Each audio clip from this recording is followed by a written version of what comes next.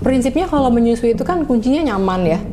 Nyaman, ibunya harus nyaman. Kenapa? Karena menyusui itu kan bukan 1 menit, 2 menit selesai. Ya. Lama, ya kan? Jadi kita harus bikin ibunya nyaman. Gimana, Dok?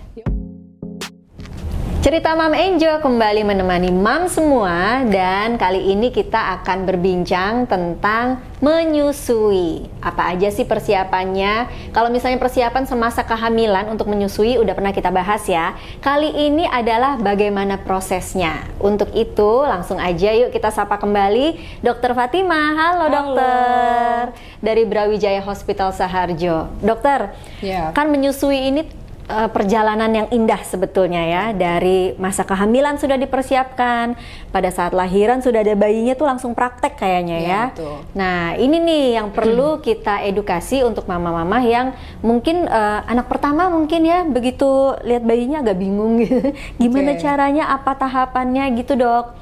Jadi aku seperti mengulang kembali apa yang aku alami dulu gitu. Nah kalau misalnya untuk pertama kali melahirkan langsung keluar nggak sih, Dok, itu ASI-nya? Jadi memang begitu bayi lahir ya, bayi lahir, plasenta itu ikut dilahirkan ya, keluar biasanya hormon-hormon plasentanya masih tinggi ya. Jadi setelah 48 jam itu dia baru turun ya, sampai ke titik yang terendah baru hormon ASI-nya baru naik. Jadi memang di hari pertama dan hari kedua itu produksi ASI akan sangat sedikit gitu. Dan moms nggak perlu panik sebenarnya ya. Memang secara normal dan secara fisiologis ASI itu baru akan keluar setelah hari ketiga, di mana efek hormon ASI-nya itu udah mulai lebih dominan ya setelah hormon plasentanya turun gitu. Jadi pada saat belum keluar ASI bukan berarti persiapannya tidak sempurna ya? Ya, betul. Aku juga termasuk yang panik, Dok, pada saat melahirkan, kok nggak langsung deres ya gitu. Sampai pada akhirnya aku berpikir mungkin kurang dipijat atau kurang dikompres. Itu pengaruh nggak, Dok? Pijat, kompres? Kalau di awal-awal hari awal-awal kelahiran ya, tidak dipengaruhi oleh pijatan, kompres, itu enggak ya. Karena memang itu tadi kita tunggu hormon plasenta turun dulu, baru hormon ASI-nya naik. Nah, setelah hari ketiga, barulah mulai produksi ASI itu berjalan tuh ya. Setelah di hari ketiga itu mulai tuh bengkak payudara ya. Nah, kalau kondisi bengkak seperti itu, kita lihat dulu itu bengkaknya bengkak karena penuh ya, payudara penuh. Biasanya kalau bengkak payudara karena penuh ya, susuin sama bayinya gitu. Karena memang yang bisa mengosongkan payudara dengan sempurna adalah hisapan bayi gitu. Kalau misalnya mau dikompres, mau dimasaj, boleh, akan lebih baik. Kenapa? Karena pada prinsipnya menyusui bayi, pumping itu sebaiknya dalam kondisi payudara lentur dulu. Ya, jangan dalam keadaan payudara kenceng ya. Kalau payudara kencang kita coba susuin bayinya, nanti bayinya akan kesulitan untuk menyusui. Kadang-kadang bahkan bayi nggak mau tuh. Jadi kita harus bikin lentur dulu ya. Karena pasti kalau payudaranya kencang penuh kan dia effort untuk ngisepnya itu ya. Tapi kalau udah kita pijat ya, kita bikin lentur ya, dia ngisepnya lebih enak, alirannya juga akan lebih nyaman. Boleh kalau kondisi-kondisi seperti itu. Nah, pada saat kondisi payudara bengkak, nah ini nih, Dok, kadang-kadang dipegang atau disentuh aja kan sakit ya, Dok? Apalagi dipijat. Tapi memang prosesnya seperti itu atau gimana? Iya. Jadi itu tadi kalau payudaranya bengkak karena kondisi ASI-nya penuh ya, biasanya kita hanya pijat biasa ya, terus susuin ke bayinya. Ya, itu dengan sendirinya karena ASI-nya masih mengalir tuh ya. Biasanya akan keluar, ibunya akan merasa lebih. Tekanannya seperti apa ya, Dok? Kalau misalnya kita pijat sendiri nih, tekanannya kayak kita menekan tangan kah, atau memang boleh lebih kencang supaya bisa lebih deras atau gimana? Sebenarnya tidak disarankan untuk sangat kencang, enggak. Ya udah sebatas ibu itu sanggup untuk menerima nyerinya, ya. Gitu kan. Kalau ibunya kesakitan juga kita hubungin paksa untuk tekan supaya ASI-nya keluar kan. Pijat ringan lah, biasanya aku bilang pijat ringan, perlahan ya. Yang penting adalah seluruh bagian payudara itu menjadi lentur prinsipnya. Jadi nggak perlu buru-buru dengan tekanan yang kuat, nggak. Tapi pelan-pelan gitu ya, 10 menit, 15 menit, baru setelah itu coba susuin ke bayinya. Nah, kalau kondisi bengkaknya itu karena misalnya jeda waktu menyusui ya, menyusui tidak semau bayinya ya, kemudian ibunya memberi jarak waktu menyusui, itu kan pengosongannya nggak sempurna, atau perlekatan, posisi perlekatannya nggak baik sehingga pengosongan payudaranya nggak sempurna. Nah, itu biasanya bengkaknya lain ya. Kulit payudara ibu bisa mengkilap ya, ibunya bisa muncul demam dalam waktu 1 kali 24 jam. Dan biasanya kalau kondisi bengkak yang seperti itu diperah atau disusui langsung ke bayinya, ASI-nya nggak keluar tuh. Kalau kondisi seperti itu, yang paling utama ya memang kita buat ibunya rileks dulu. Ya, gimana caranya dok? Ya udah, kompres air hangat ya, bahkan boleh mandi air hangat ibunya ya. Setelah itu kompres hangat, nggak usah terlalu panas ya di bagian payudara yang bengkak. Kemudian setelah dikompres hangat, pijat ringan. Jadi prinsipnya kalau payudara bengkak bukan berarti harus mengistirahatkan payudara, tidak. Proses pengosongan harus tetap dilakukan. Nah, jadi sakit banget dok, ya udah kompres, pijat ringan. Kalau ibunya nggak kuat, boleh minum obat untuk bantu ngurangi nyerinya. Ya. Setelah itu, setelah dipijat ringan, perah. Ya. Perah dengan pompa boleh, perah dengan tangan boleh ya. Tapi memang yang lebih dianjurkan adalah perah dengan tangan. Kenapa? Karena yang paling mirip dengan hisapan bayi itu adalah perah dengan tangan. Gitu ya. Jadi perah dengan tangan. Setelah diperah untuk bantu mengurangi bengkaknya, baru kompres dingin. Jadi kadang-kadang ada yang udah keburu takut ya dok, karena udah bengkak, terus nggak mau disentuh. Tapi kalau misalnya nggak dilenturkan, itu justru makin lagi ya. Akan makin bengkak dan akan makin nggak nyaman untuk ibunya. Nah, untuk memerah, ini mungkin untuk mama-mama bekerja terutama ya, sudah siap dengan breast pump berbagai tipe. Ada yang aku enaknya tipe yang ini, ada juga yang aku direkomendasikan tipe yang ini. Tapi seperti dokter katakan, ternyata dengan tangan sendiri justru yang lebih baik ya. Ini gimana dok kalau misalnya untuk mama-mama yang sedang bingung harus pakai metode apa, jarinya seperti apa, posisinya, mungkin dokter bisa jelaskan? Oke, aku bawa nih ya, phantom payudara namanya. Jadi memang aku jelasin dulu ya, di dalam payudara nih apa sih isinya ya. Jadi memang ini kantong-kantong ASI-nya ya. Ya. Ini kantong-kantong yang nampung ASI-nya. Nah, ini saluran-saluran yang akan menyalurkan ASI-nya keluar ya. Puting tuh ya pintu keluarnya ya. Jadi teknik pijat payudara selalu diawali dengan daerah yang coklat-coklat ini ya. Kenapa sih? Karena daerah ini diharapkan sebagian besar ya, daerah yang coklat-coklat ini masuk ke mulut bayi. Ya. Jadi supaya bayi itu bisa nangkep dengan mudah, daerah coklat ini diusahakan untuk lentur. Gimana cara pijat payudaranya? Jadi untuk daerah yang coklat-coklat ini ya, gunakan satu jari ya. Satu titik, tekan ya.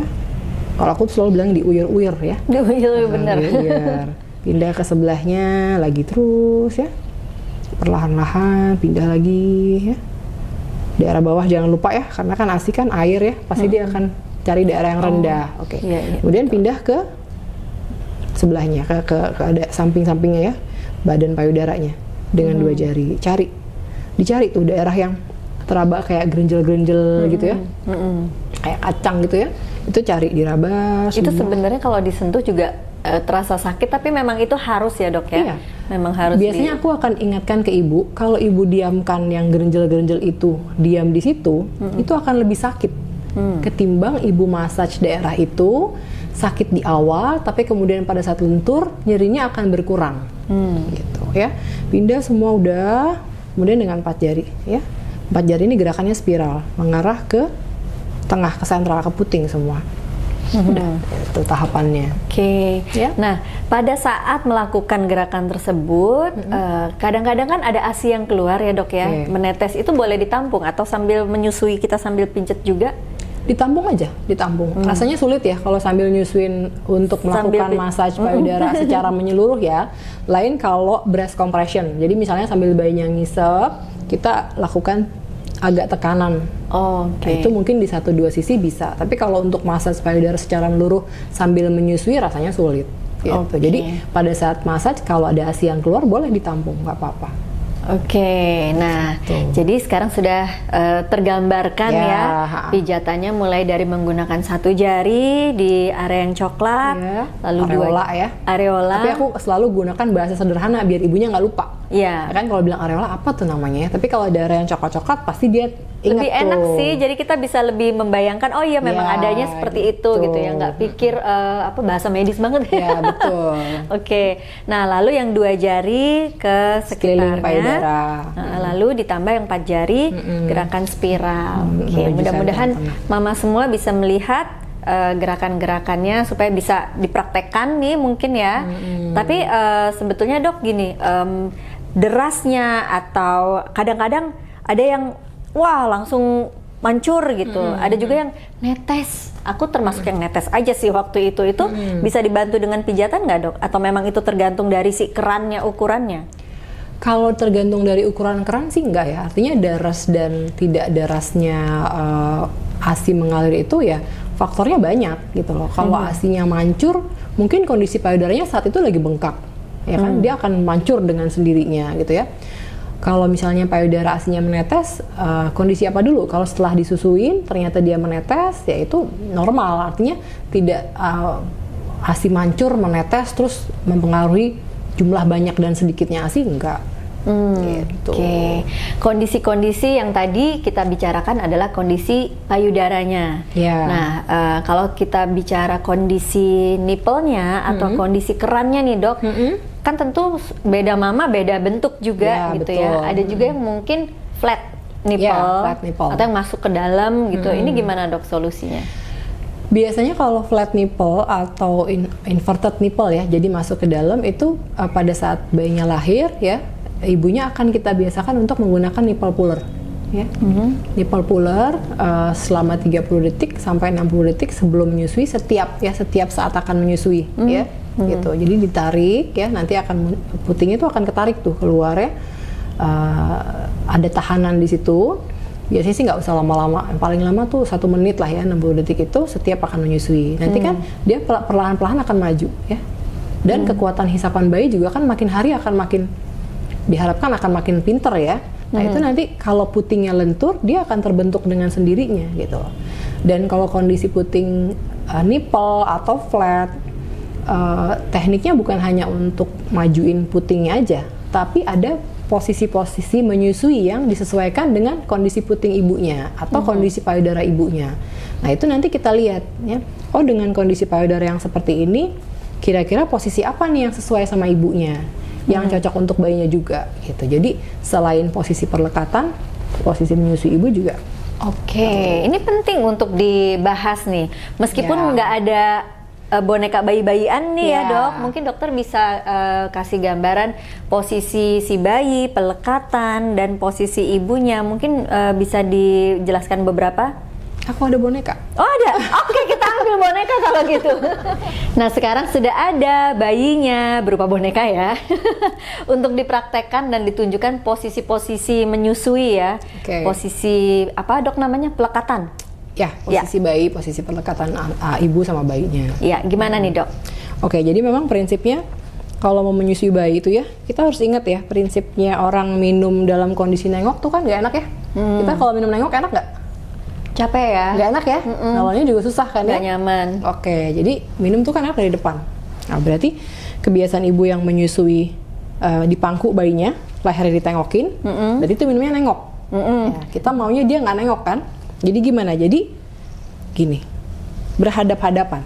Ya? Menghadap ke badan kita. Dada bayi menghadap dada ibu, perut bayi menghadap dada ibu ya, telinga, bahu, bokong itu sejajar dalam satu garis lurus. Oke. Kemudian apa? Kemudian kepala bayi ini kan ditopang. Jadi puting itu jangan langsung dimasukin ke mulut, ya. Jadi puting itu dihadapkan ke hidung bayi dulu. Nanti bayinya akan cium-cium, ya. Karena kan tadi kita udah keluarin tuh, ya. Kita udah massage, kita keluarkan ASI-nya sedikit, kita oleskan di daerah puting dan daerah yang coklat-coklat itu. Nanti bayinya akan cium-cium tuh bau ASI-nya, ya. Dia akan dongak. Pada saat dia dongak, dia refleks buka mulut, kita dorong. Nah, tujuannya untuk apa, dok? Tujuannya ya memang yang kita harapkan adalah bukan hanya puting yang masuk ke mulut bayi, Tapi sebagian besar darah yang coklat-coklat itu masuk ke mulut bayi dan ujung dari puting ibu itu sampai ke langit bayi karena refleks hisapnya ada di situ. Makanya perlu bantuan dorong, ya. Sehingga pada saat kita dorong, ya, dengan kondisi tengadah begini, itu tetap ada celah tuh untuk bayi bernafas. Jadi selama proses menyusui, kalau posisi perlekatannya baik, ibu nggak perlu tekan-tekan payudara karena bayinya takut nggak bernafas. Gitu. Prinsip dasarnya itu. Kuncinya sih memang ibunya harus nyaman dulu ya. Perlu banyak bantal. Jadi yang datang tuh bayinya ke kita. Yes, bukan ibunya yang narik-narik payudara, karena kan payudara lentur. Kalau payudara lentur, elastis, kita dorong-dorong, begitu kita lepas dia akan balik ke posisi semula. Nah itu bayinya harus di-adjust lagi. Gitu. Jadi bayinya yang datang, bukan ibunya yang datang. Ya. Kemudian kalau untuk posisi-posisi lain nanti kita lihat. Misalnya ibunya payudaranya, mohon maaf ya, besar, putingnya agak pendek dan datar. Itu mungkin akan sulit menyusui dengan posisi ini, kita bilangnya posisi cradle ya. Mungkin akan sulit posisi seperti ini. Ada posisi lain. Apa tuh, Dok? Football position. Jadi gini. Ya. Jadi bayinya akan menangkap puting dari bawah. Ya, sebagian besar tubuh bayi ditopang oleh tangan ibu. Tangan ini bisa dibantu nih untuk masukin putingnya ke mulut, bantuin itu bisa. Atau ya untuk yang lain, yang kerjain yang lain bisa. Multitasking ya. Ya, tapi ya memang bisa sentuh bayinya. Karena kan kalau kita menyusui, skin to skin kontak harus tetap terjaga ya. Artinya ajak bicara bayinya, kemudian disentuh, itu tetap harus dilakukan gitu. Ya. Di posisi seperti ini sepertinya nih masih aman di usia 1-3 bulan mungkin ya, Dok ya. Betul. Kalau yang udah akrobat, bayinya kadang-kadang kakinya kemana, dia udah sambil muter-muter gitu, Dok. Itu udah nggak perlu di adjust lagi ya. Dia udah nyari sendiri. Yes. Ini biasanya sih awal-awal aja, awal-awal ya. Karena kalau udah 2 bulan, 3 bulan ya dia udah punya gayanya sendiri tuh. Kita udah nggak mungkin lagi bisa posisiin dia untuk selalu begini kan. Gitu. Itu gaya sendiri itu yang kadang-kadang oprol, kaki di mana, tapi dia mulutnya tetap di situ gitu ya, Dok ya. Kan usia 2 bulan, 3 bulan itu biasanya dia udah ke distract ya, udah gampang ke distract. Jadi pada saat menyusui dia dengar sesuatu, dia nengok gitu ya. Jadi dia nggak ngisep terus ya, nggak acuh tak acuh sama lingkungan, nggak. Tapi kalau udah 2 bulan, 3 bulan, akan banyak hal yang bikin dia jadi artinya proses nyusunya itu bisa terganggu gitu. Itu tadi posisi bayinya yang deketin ke badan kita. Kalau dari posisi sang ibu, apakah boleh sambil duduk bersender, apakah boleh sambil miring? Katanya waktu itu jangan sambil miring nyusuinnya, nanti payudaranya jadi ke samping, gitu-gitu, Dok. Gimana? Pengaruh nggak? Prinsipnya kalau menyusui itu kan kuncinya nyaman ya. Nyaman, ibunya harus nyaman. Kenapa? Karena menyusui itu kan bukan 1 menit, 2 menit selesai. Lama, ya kan? Jadi kita harus bikin ibunya nyaman. Gimana, Dok? Ya udah, ibunya kalau duduk harus sejajar, ya, bersandar, ya. Kalau perlu belakang ada bantal, taruh bantal ya. Kalau misalnya kursinya menggantung, taruh kursi kecil untuk angkat ini ya. Karena baiknya lutut itu memang lebih tinggi dari panggul. Supaya panggulnya nggak pegel nih kalau kakinya menggantung begini. Ya. Terus bantal untuk nopang bayinya ya. Makanya kenapa bantal nyusuin itu kan melingkar ya. Jadi nih tangan ibu nih juga perlu topangan gitu loh. Jadi kuncinya nyaman gitu. Kalau menyusui miring atau nggak miring terus mempengaruhi bentuk payudara, saya rasa enggak ya. Dan sekarang kayaknya banyak alat-alat yang bisa mensupport ya, seperti bantal menyusui tadi, terus ada bantal bayinya juga, Dok. Aku pernah lihat yang buat di lengan ibu gitu. Kalau bantal bayi untuk lengan ibu sebenarnya nggak perlu ya. Karena kan kalau kita kasih bantal nanti posisinya akan berubah tuh.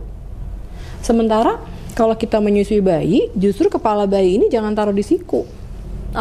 Jadi tangan ibunya gini, gitu loh. Jadi dia tetap sejajar. Tetap di sini. Nah, kalau misalnya kita kasih bantal, posisinya akan berubah jadi nanti. Itu dulu ya. Aku dikasih bantal karena tangan aku kurus. Katanya nanti kepala bayinya nanti sakit. Iya aja. Iya, pokoknya aku nurut aja. Belum ketemu dokter sih kayaknya dulu ya. Lalu untuk si bayinya sendiri, Dok, mungkin ritme menyusui itu setiap bayi berbeda. Ini terjadi pada aku. Aku melihat kok bayi lain wah kayaknya cepet banget ya, pinter, geragas gitu. Bayiku kok anteng-anteng aja gitu, kayak dia punya waktu sendiri, ritme sendiri gitu. Nah ini kalau melihat seperti itu, mama-mama juga pasti mungkin mikir, kok kepintaran bayinya berbeda. Itu gimana, Dok? Oke, memang kan setiap bayi berbeda-beda ya. Kemampuan minum bayi juga berbeda-beda, dan dalam hal menyusui, bayi itu akan mengambil apa yang dia butuhkan, ya. Jadi memang ada ritmenya, ritme yang baik bayi menyusui ya, untuk indikator bahwa posisi perlekatannya itu baik gitu ya. Biasanya ritmenya akan seperti ini: 1, 2, 3, diam. 1, 2, 3, diam ya. Itu biasanya dia perlekatannya baik. Tapi kalau misalnya dia nyusui gini, ya, itu namanya, kalau kita bilangnya non-nutritive sucking. Jadi nutrisinya nggak dapat. Kenapa? Karena dia nyusunya di puting. Nyusunya di puting, otomatis dia dapat ASI-nya sedikit. Dia berhenti bukan karena kenyang, dia berhenti karena capek. Oh, oke. Ya kan? Nah itu dia, kuncinya ada di posisi perlekatan. Payudaranya bengkak, posisi perlekatannya baik atau enggak. Berat badan bayinya nggak naik-naik, posisi perlekatannya baik atau enggak ya. Salah satu faktor penentu ya. Kemudian apa lagi? Puting lecet, posisi perlekatannya baik atau enggak gitu. Jadi ritme setiap bayi beda-beda, tapi memang ada indikator artinya menghisap yang baik itu seperti apa sih, dan itu kita nggak bisa bandingin antara bayi satu dengan bayi lainnya. Gitu. Jadi masing-masing punya gaya, punya keunikan gitu ya. Nah dokter sempat menjelaskan atau menyebut tadi barusan puting lecet. Ini banyak terjadi. Apalagi mungkin yang tadi dok lagi nenen terus nengok gitu. Tuh kadang ketarik loh, kadang sampai luka gitu. Nah pada posisi puting payudara ibu sedang terluka, bagaimana nih untuk menyusuinya? Apakah tetap lanjutkan atau dokter ada saran lain? Oke, jadi untuk puting lecet sendiri itu kan memang banyak ya. Maksudnya ada yang lecetnya hanya lecet biasa, ada yang sampai crack ya.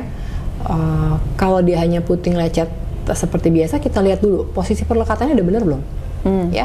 Karena itu tadi, kalau misalnya nyusunya di puting, ya putingnya akan lecet terus. Tapi kalau posisi perlekatannya kita perbaiki, ya putingnya masuk ke dalam rongga mulut, nyentuh langit-langit mulut, nggak kejepit di bibir bayi, biasanya kita akan lihat sakit nggak bu? Gitu. Nah kalau itu nggak sakit, ya posisi perlekatannya baik, boleh tetap lanjut menyusui. Tapi jangan lupa untuk mengoleskan ASI. Ya, sebelum menyusui olesin ASI, selesai menyusui olesi ASI. Untuk apa dok? Di awal untuk desinfektan, di akhir untuk moisturizer, jadi tetap lembab gitu. Nah kalau kondisi-kondisi misalnya ibunya sudah tidak memungkinkan lagi untuk menyusui, sakit banget dok, aku nggak kuat gitu ya, boleh mengistirahatkan puting untuk dihisap, boleh. Jadi selama 1 kali 24 jam atau 2 kali 24 jam tidak menyusu langsung ya, tapi ibu tetap melakukan pengosongan payudara gitu. Secara teratur 2-3 jam sekali pumping ya, karena kan nggak nyusu langsung, tapi pengosongan tetap dilakukan. Nanti biasanya setelah 2 hari tuh putingnya membaik, langsung nyusu lagi. Udah nyaman lagi ya harapannya. Kalau untuk mama yang ingin memberikan ASI melalui cup feeder atau juga botol mungkin, dokter ada saran atau trik bagaimana caranya? Oke, jadi prinsipnya sebenarnya kalau ibu dan bayi ada di satu atap, ya udah nyusu langsung, ya kita nggak perlu cup feeder, kita nggak perlu botol, ya. Kapan kita perlu alat bantu? Kalau ibu dan bayi terpisah, ya. Itu pun sebaiknya tidak dengan dot. Jadi jangan kenali bayi puting selain puting ibunya, ya. Kalau cup feeder masih boleh, ya. Malah itu yang dianjurkan. Kenapa? Karena dengan minum ASI dengan cup feeder, diharapkan mulut bayi bisa tetap terbuka lebar pada saat menyusui di payudara. Tapi kalau dia sudah dikenali dot, biasanya dia akan terbiasa buka mulut sesuai seperti dia nyusu dengan DOT. Nah, pada saat kita berharap dia untuk buka mulut lebar di payudara, itu akan terganggu biasanya. Makanya kadang-kadang bayi suka bingung puting kan ya? Ya, istilahnya ya bingung puting. Gitu. Oke, nah tapi kalau misalnya memang harus terpaksa untuk mama bekerja, pilihan yang disarankan cup feeder itu ya? Cup feeder atau dengan sendok ya. Sekarang ada spoon feeder itu bisa, atau dengan spuit, pipet bisa. Oke. Nah kalau untuk mama-mama bekerja dok, biasanya kan memang persiapannya adalah breast pump, simpen ASI, terus juga cup feeder seperti itu ya. Tapi pada saat ketika mau menyusui lagi, ini terjadi padaku, ada yang bilang itu harus dibuang dulu karena itu ASI basi. Jadi pada saat udah berapa jam terpisah mau nampung ASI atau mau nyusuin, dibilang basi dok. Oke, sebenarnya nggak ada istilah ASI basi, ya, karena payudara itu adalah penyimpanan yang terbaik ya. Jadi nggak ada tuh ASI basi, kecuali ya ASI yang sudah diperah, ditaruh di kulkas atau di chiller ya, kemudian dikeluarkan ya, terus beberapa jam ya, biasanya kan itu normal 4 atau 6 sampai 8 jam ya. Kalau steril banget itu bisa 6 sampai 8 jam ya. Kalau biasa ya 4 jam ya. Kalau ditaruh di luar, didiamkan lama mungkin basi. Tapi kalau di payudara tidak ada istilah ASI basi. Jadi tetap boleh pumping dan tetap boleh diberikan ke bayinya. Oke, itu jadi mitos tersebut ya kita patahkan karena sudah dijawab langsung oleh dokter. Nah dokter mungkin pesan-pesan untuk mama semua apa nih? Apakah boleh ketemu sama dokter pada saat minggu keberapa, bayinya berapa bulan gitu dok? Oke.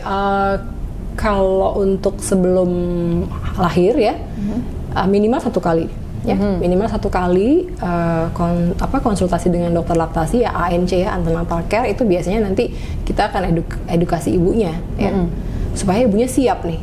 Nanti begitu bayinya lahir, apa kemungkinan yang akan terjadi itu. Jadi setelah bayinya lahir, biasanya kalau di rumah sakit ya konselor laktasi visit. Gitu. Sambil membantu, biasanya di awal-awal itu kita melatih ibu teknik posisi perlekatan yang baik seperti apa. Karena nanti pada saat di rumah ibunya udah harus bisa melakukan sendiri kan. Kan dokternya nggak ada sampai di rumah, ya kan. Jadi kita akan latih ibu ya sambil mengedukasi pola menyusui bayi nanti seperti apa, kebiasaan bayi nanti di rumah yang normal itu seperti apa. Kemudian ibu kan nggak tahu nih yang dihisap berapa sih ASInya gitu ya, tanda-tanda cukup ASI itu seperti apa, itu biasanya pada saat ibu setelah lahir ya, 24 jam atau 48 jam setelah lahir. Nah setelah itu memang kalau berdasarkan kontak laktasi setelah hari ke-7 ya kontrol, karena biasanya di awal itu bayi kan beratnya turun dulu. Nah, turun dulu tuh di minggu pertama, masuk minggu kedua sampai dengan akhir minggu kedua berat badannya harus balik dulu ke berat badan lahir. Nah itu kita pantau nanti ada kendala nggak dengan proses menyusuinya gitu. Oke, menjadi lebih tenang karena lebih tahu. Jadi itu lebih nyaman juga untuk ibu ya. Kalau ibunya nyaman, relax, kayaknya ASInya justru lebih gampang keluar. Lebih pede, benar. Terima kasih banget dokter. Sama-sama. Udah sharing untuk mam semua, jadi nggak bingung-bingung lagi. Kalau misalnya ada part yang kayaknya tadi aku ketinggalan, bisa di rewind karena di YouTube channel. Dokter terima kasih sekali ya. Sukses selalu. Dan untuk teman-teman, untuk mams yang mau ketemu sama Dokter Fatima, ada di Brawijaya Hospital Saharjo. Kita pamit ya dok ya. Thank you untuk mams yang sudah menyaksikan. Kita ketemu lagi di episode berikutnya.